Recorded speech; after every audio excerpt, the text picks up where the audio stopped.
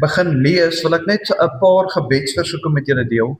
Had vanoggend seker so 3 mense van ons familie net vir my om verskoning gevra dat hulle nie hier kan wees vandag nie. En weet julle wat, meeste van die kere is dit wêreldse dinge wat gebeur, wat ons weerhou om partykeer by die huis van die Here uit te kom. Mag ons asseblief vir mekaar bid, en ook sodoende vir die Here vra mekaar ook hierso op Sondag by mekaar te bring, en ook sodoende dat ons saam kan woeker in die liefde van die Here. So julle kan asseblief my oopmaak vanoggend by Psalm 51, vers 11 tot 19, is weer dieselfde hoofteksgedeelte. Ons gaan net die heel laaste gedeelte hanteer vanoggend, en ook klaar maak met Psalm 51. Psalm 51, vers 11 tot 19, asseblief.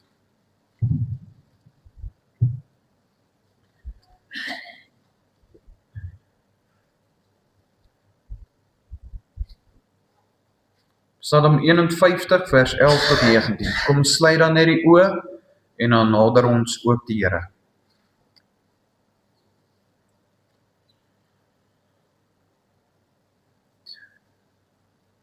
Vader, waar ons nou gesing het, ons hef ons hande op na U. En Vader, dat U die grootste seer kan genees omrede U liefde is. Vader, in daai waarheid beweeg ons vanoggend na U troon weer, U wit troon. Vader, as gebroke, sondig, maar ook sodoende vrygemaak deur Christus aan die kruis. En Vader, mag ons vanoggend iets leer van die hart, van die siel en van ware belydenis. Vader, dat ons nie net hamer op die belyde om te bely en te bely nie, maar om daarop te hamer om terug te beweeg na U, om weer skoon en rein voor U te staan. En Vader, sodoende vra ek, mag U ware leermeester, U Gees ons vanoggend hier geheimenisse leer en ook openbaar weer. En Vader, mag ons hier uitstap, vernuwe in denke, vernuwe in ons praktiese uitlewing van ons geloof. En Vader, ook nader aan U. En Vader, as dit moet beteken dat die woord ons moet vermaan en ook vir ons sê, ons staan skuldig, Vader, mag dit so wees vanoggend, maar mag dit nie hartseer kweek in ons harte nie, maar mag dit vreugde kweek, want ons weet hoe om dit reg te stel. En Vader, sodoende vra ek, mag U ook vanoggend my gebrokenheid, my leemtes, my sondigheid ook op sy sit. En Vader, mag ek ook sodoende U waarheid spreek, ook volgens U weë. Vra al hierdie dinge in U heilige naam. Amen.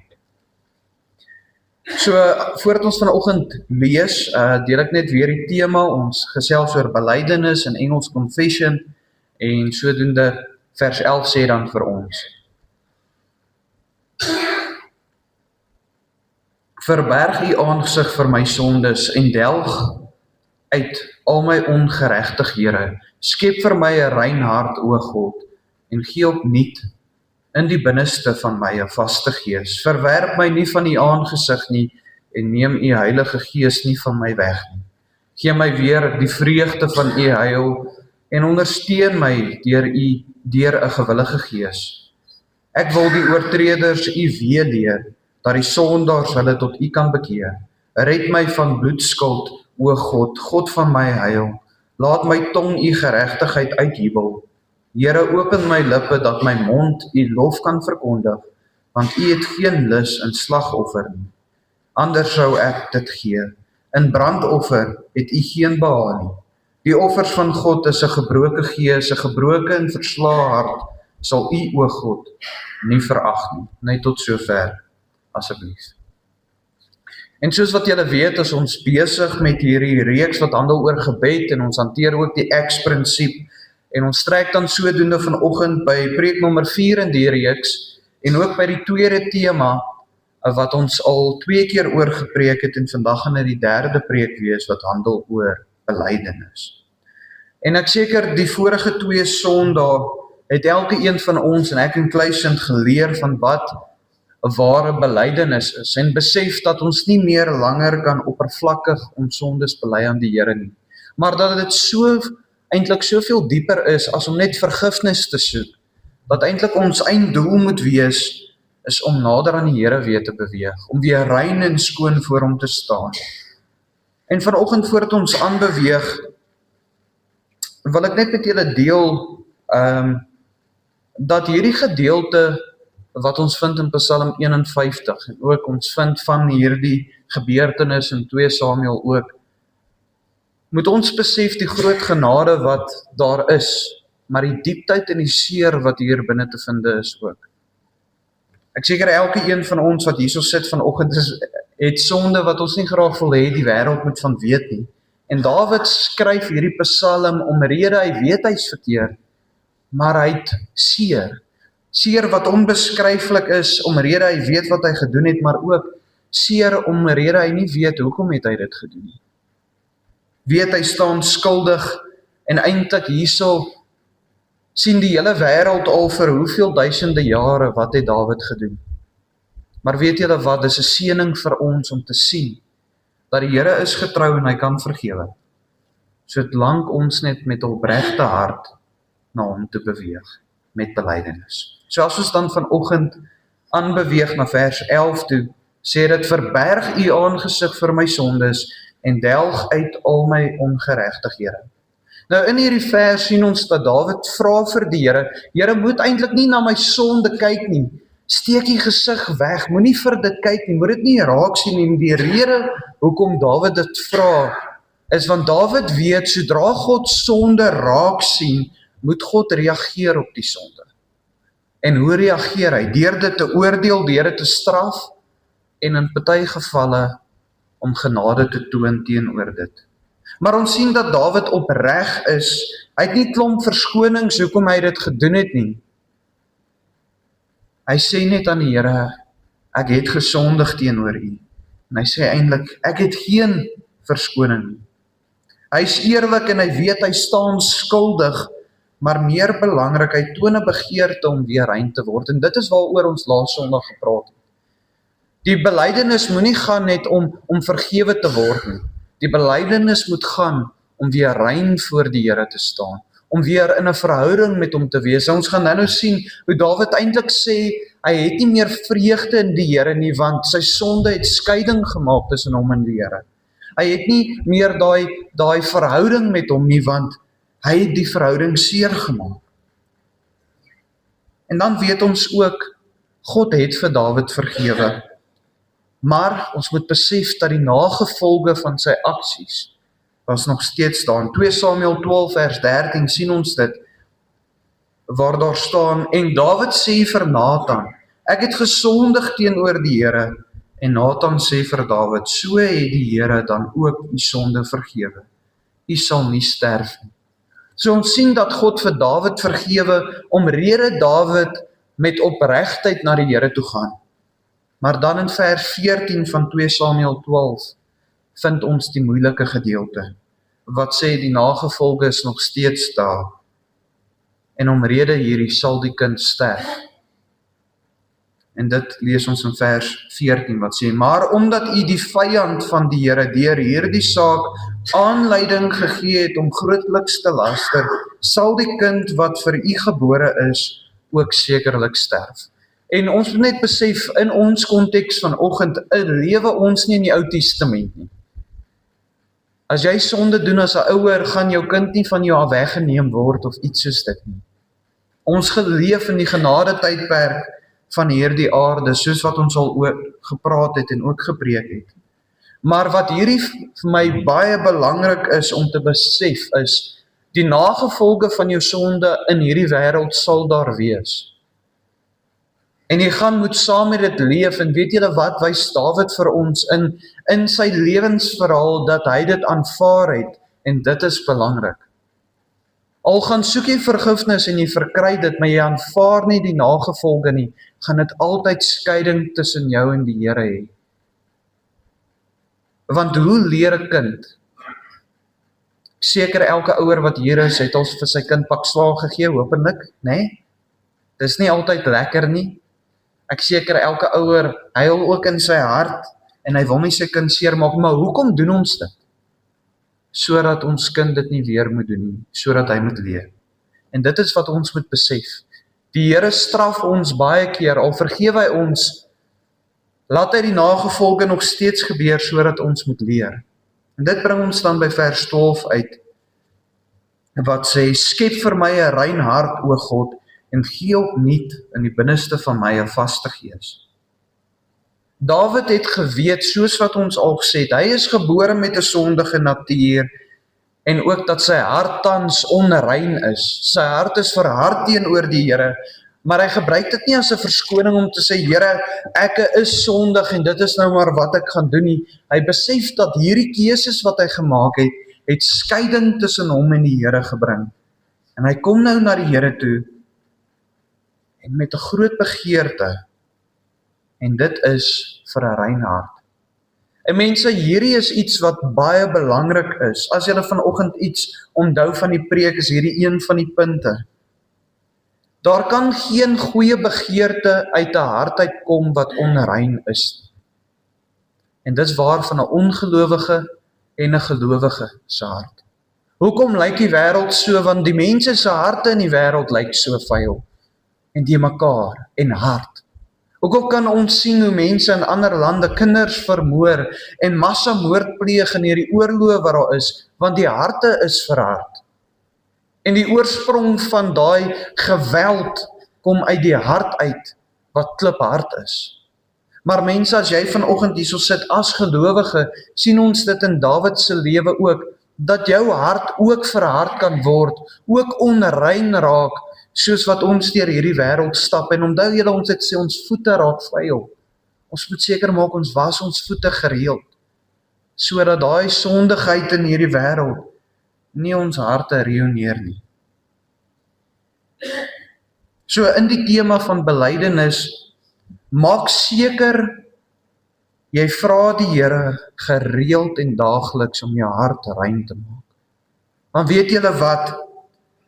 So vinnig soos dit, raak jou hart verhard teenoor die Here, nie omrede jy altyd sondig nie, maar omrede mense sondig teenoor jou en teenoor die Here. En in daai proses kry jy seer en jou hart word verhard, maar die woord maak dit duidelik dat wanneer jou hart verhard word teenoor die mensdom, teenoor een persoon, raak jou hart verhard teenoor die Here ook, want die hart is die oorsprong van alle dinge. En die rede hoekom Dawid na die hart verwys, en hierdie is eintlik, Psalm skok my so. Dawid skryf so voor vir sy tyd oor hierdie aspekte. Ons lees eers weer van hierdie intieme gesprek oor die harte met Christus wat daaroor praat in die Nuwe Testament en die Nuwe Testamentiese skrywers wat daaroor praat, wat besef het Christus het gekom om te praat oor die hart, oor die liefde. Nie net oor die wet nie, maar uiteindelik gaan oor die liefde vir die Here, maak dat ons die wet wil onderhou. En hoor wat skryf die skrywer van Jeremia 31, vers 33 oor hierdie. Dit sê vir ons dat Dawid verwys na die hart, want die hart was deel van die verbond met die volk. Dat die wet op die hart geskrywe moes word, sodat die hart rein en sag kon bly voor die Here. En hoor wat sê dit, en ek het dit ook nooit so besef nie, Jeremia 31 vers 33, die verbond wat God met sy volk gemaak het. En daar staan, maar dit is die verbond wat ek na die dae met die huis van Israel sal sluit. So dis God wat praat, en dit is die verbond wat hy sal sluit met Israel, die Jode, spreek die Here.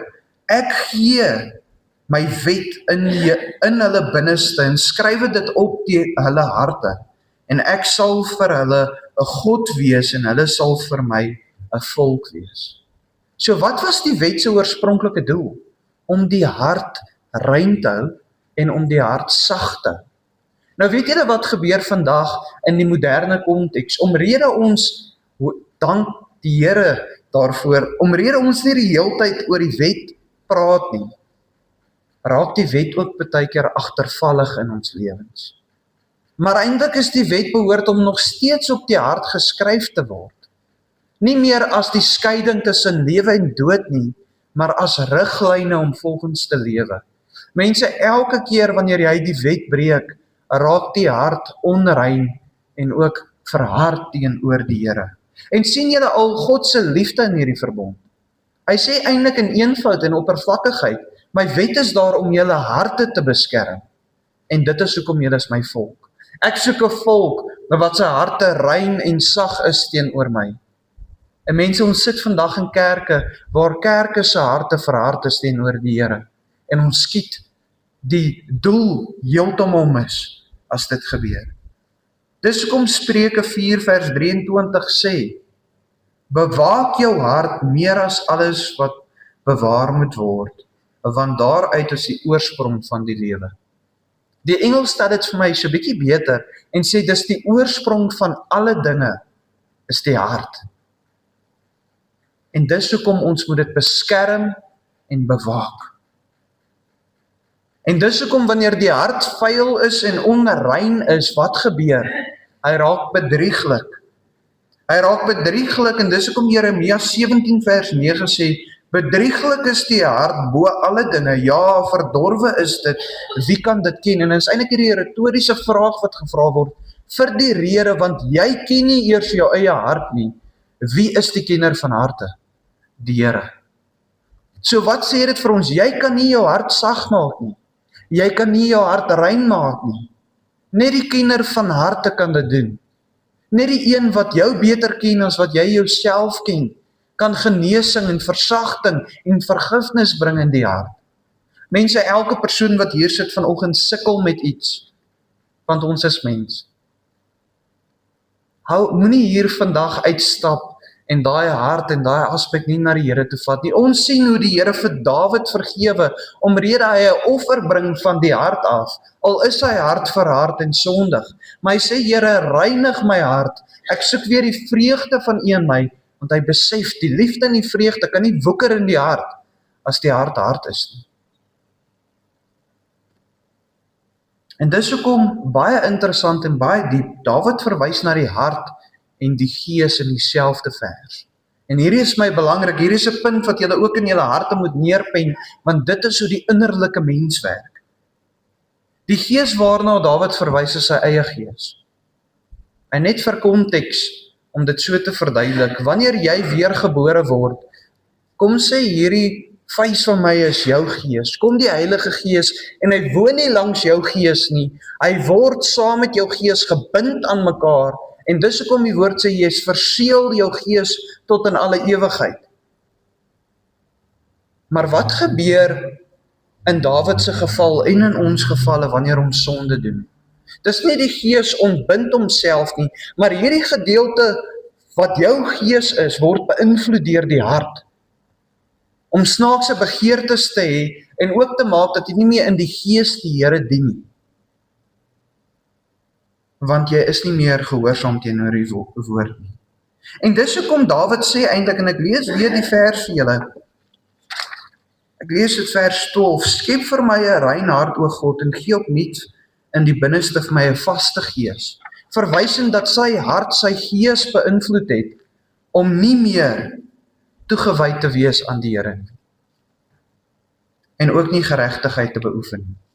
Mense, ek vra vanoggend dan vir julle die volgende vraag. Beskerm jy nog jou eie hart? Want ek weet van elke persoon, ken ek nou al wat hier voor my sit.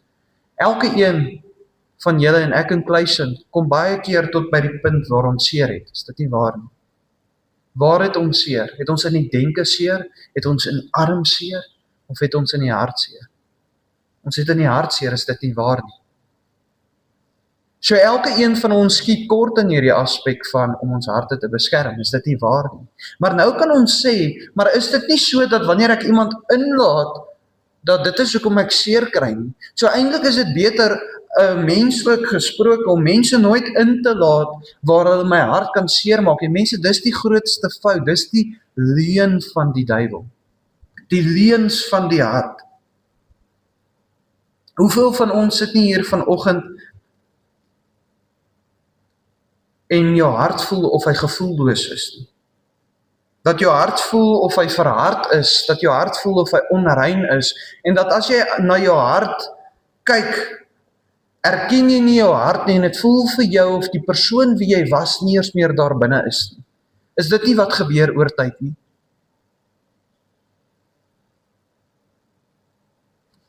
Maar mense, wat leer Dawid vir ons in hierdie Psalm? Al wat jy moet doen is, vat dit na die Here toe. Jy kan dit nie verander nie. Die Here was getrou in Dawid se geval en sal getrou wees in jou aspek, as jy dit werklik soek. Dawid het 'n onrein hart gevat na die Vader toe, met 'n groot begeerte om te sê, Here, dit gaan nie vir my eintlik eers oor vergifnis nie. Dit gaan vir my om weer met 'n rein hart voor U te staan, want ek besef, my gees kan U nie dien, saam met U gees, as my hart nie rein is nie. En wat wys dit vir ons? Die Here was getrou en het hom vergewe. Vers 13 sê dan, verwerp my nie van U aangesig nie, en neem U Heilige Gees nie van my weg nie. Wat sê dit vir ons? Die begeerte gaan nie oor om net vergewe te word nie. Dit gaan oor Dawid wil nie weggeneem word van sy vader af nie. Hy wil nie hê die Here moet sy Heilige Gees van hom af wegneem nie, want dit is sy teenwoordigheid, dis wie hy is. En hierdie vers is so belangrik omrede. Min in die Ou Testament vind ons 'n man wat praat met groot wysheid oor die Heilige Gees. Dit is iets wat ons nie baie vind in die woord nie, en dis hoekom Dawid het die Gees van God geken. Want in die Ou Testament, moet ons altyd onthou, God het nog steeds deur sy Gees met die mens gepraat. Toe hy met Moses gepraat het, het hy deur sy Gees. Waar is die Vader nog altyd? In die hemel. Nee? Waar was die Seun voordat hy aarde toe gekom het? In die hemel. Toe kom hy aarde toe en toe waantoe beweeg hy nadat hy gesterf het? Hemel toe. So God praat nog altyd met sy Gees deur met die mens en raak hulle aan deur sy Gees en leer hulle deur sy Gees. Maar in daai tyd kon hy dit net met een persoon in die volk gedoen het op 'n slag. En dis hoekom hulle was die hoofpriester gewees of die koning. En daai man moes dan dit wat die Here vir hom sê as profeet oordra aan die volk. Maar in Dawid se geval het die Gees hom ook 'n profeet gemaak in sekere aspekte. Soveel van die psalms handel oor die Messias, Jesus, wat hy oorskryf. Maar Dawid besef dat hy nie meer die Gees se teenwoordigheid voel nie. Ons moet besef ook, want Christus het nog nie gekom nie. Want hy het sonde gedoen, wat skeiding gemaak het tussen hom en God. En weet julle wat? Ons het baie keer die denkwyse as ons sonde doen, God wil niks met my te doen hê nie. Nee.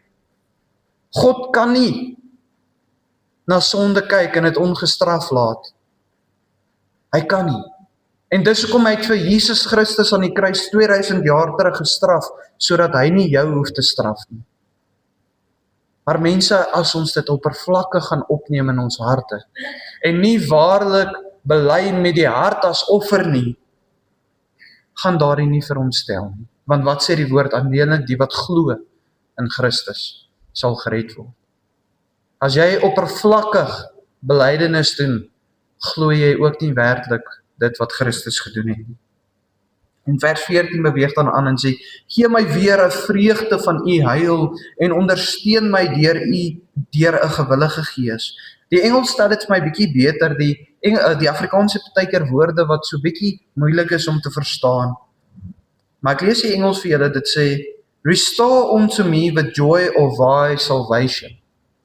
En wat dit sê is, Dawid wil weer die vreugde ervaar van sy redding. Weereens 'n vreemde konsep vir die Ou Testament.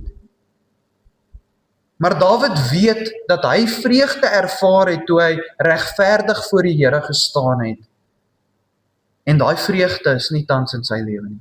Mense, sit jy miskien hier vanoggend met 'n leemte in daai aspek van jou hart, waar jy nie vreugde het nie. En mense, ek kan sien, soos wat ons Bybelstudies doen, soos wat ek julle nou al ken oor die jare, dit gebeur, en ek seker julle stem saam met my. Partykeer steel hierdie wêreld die vreugde wat ons het in die Here, maar raai wat, is omrede ons dit toelaat. Is omrede ons nie gereeld ons hart beskerm en dit na die Here toe vat nie. Want kom ek sê vir julle so, 'n rein hart wat sag is, vergewe maklik. 'n rein hart wat sag is, kry nie maklik seer nie. want hy word vernuwe elke dag. Vers 15 tot 17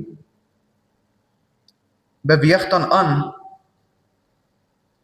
en hy sê, ek wil die oortreders u weerleer, dat die sondaars hulle tot u kan bekeer. Red my van die bloedskuld, o God. God van my heil, laat my tong u geregtigheid uitjubel. Here, open my lippe, dat my mond u lof kan verkondig. So vers 15 of in vers 15 sien ons Dawid soek nie weer eens net vergifnis nie, hy wil regverdig staan voor die Here, sodat hy voorbeeld kan wees vir ander. Sodat ander ook hulle sal bekeer voor die Here, belydenis sal doen, omkeer van hulle sondige lewens. Dit is hoekom hy 'n rein hart soek.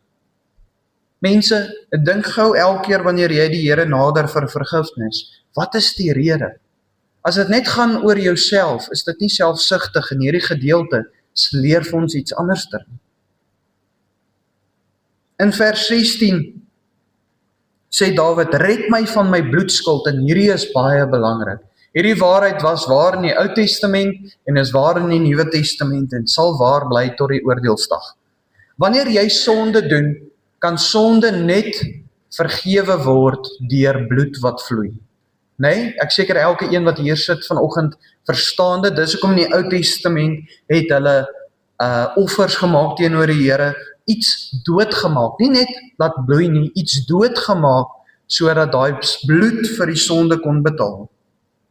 En dis hoekom Hebreërs 9 vers 22 sê, en byna alles word met bloed gereinig volgens die wet, en sonder bloedvergieting vind daar geen vergifnis plaas. Nou wat sê dit vir ons?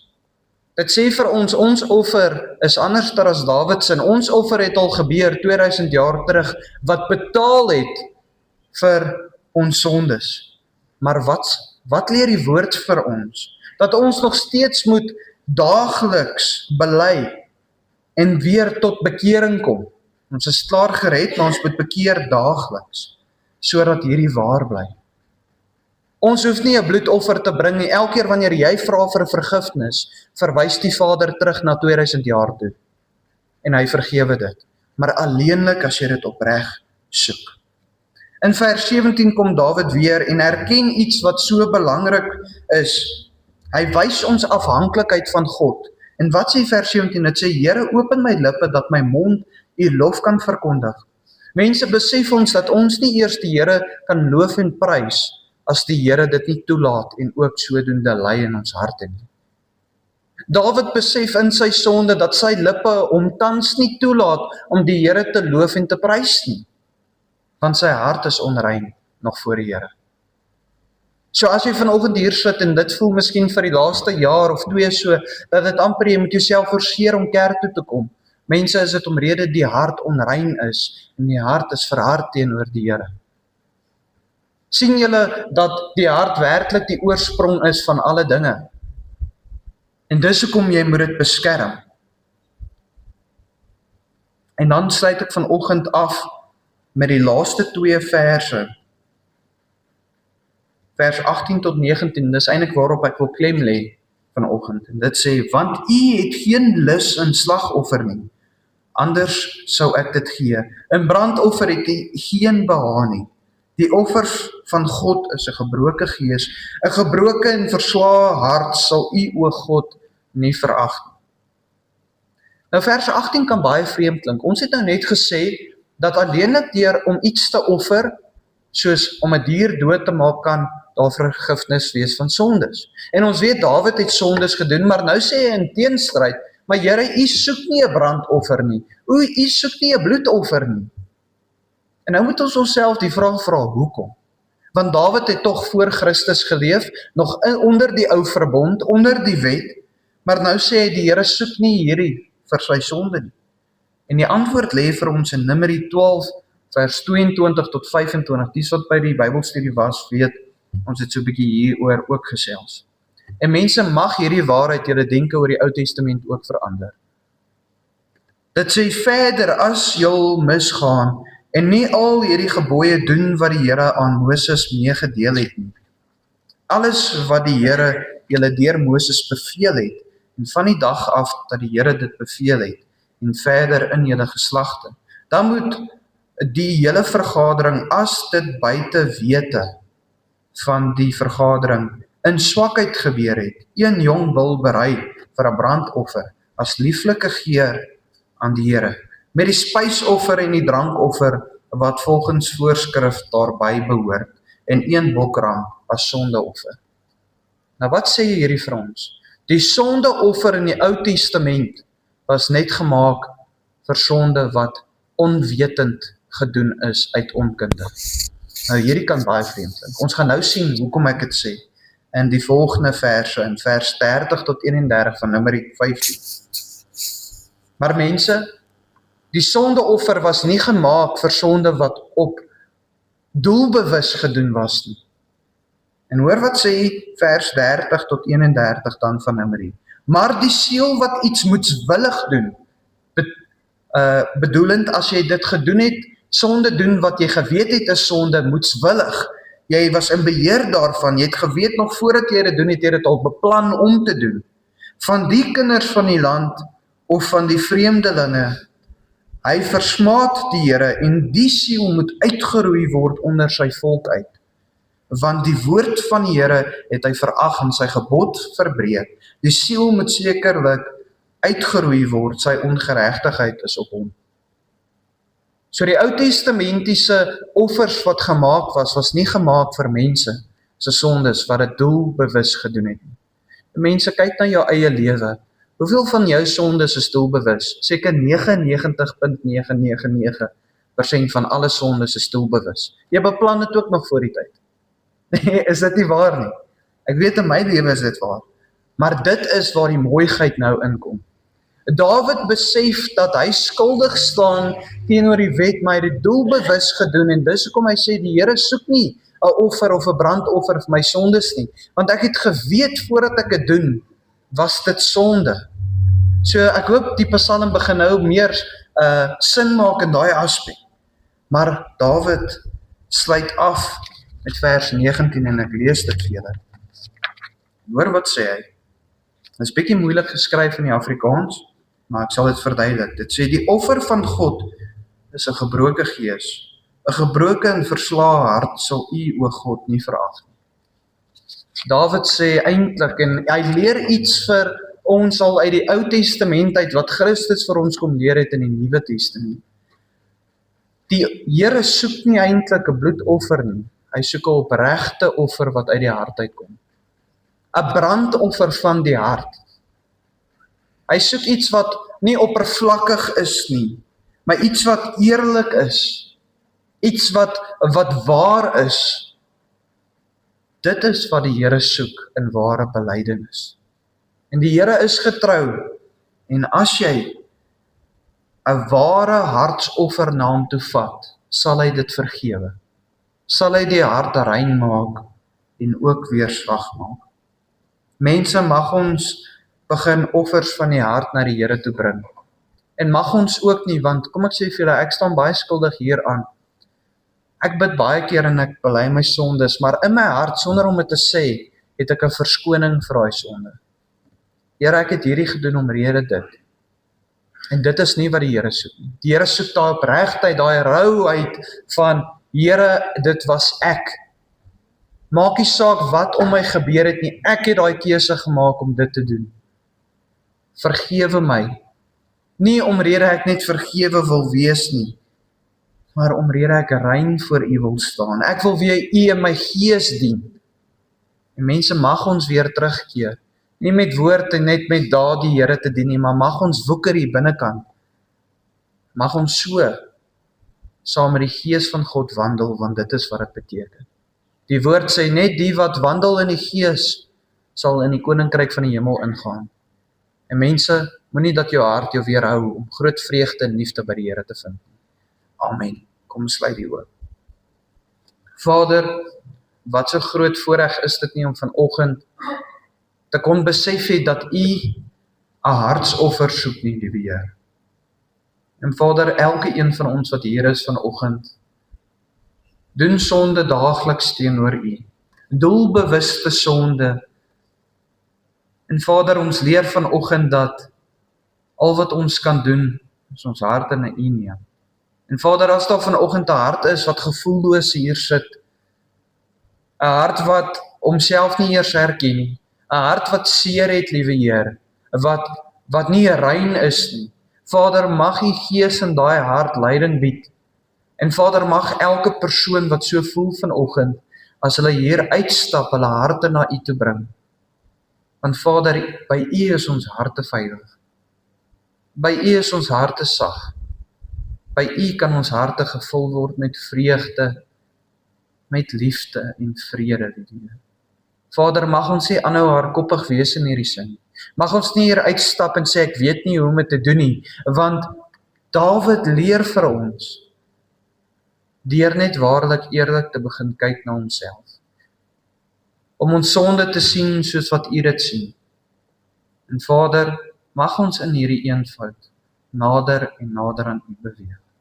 Vader, ek vra al hierdie dinge in U heilige naam. Amen. Dan vra ek asseblief dat julle sal staan en dat ons net ons afsluitingslied. Jou seun deur jou te vermaan, te beskerm, te laat groei en ook uit te stuur. Mag sy liefde jou vernuwe, sy genade jou herskep en sy roeping jou bemoedig om uit te gaan. Amen. Dankie julle.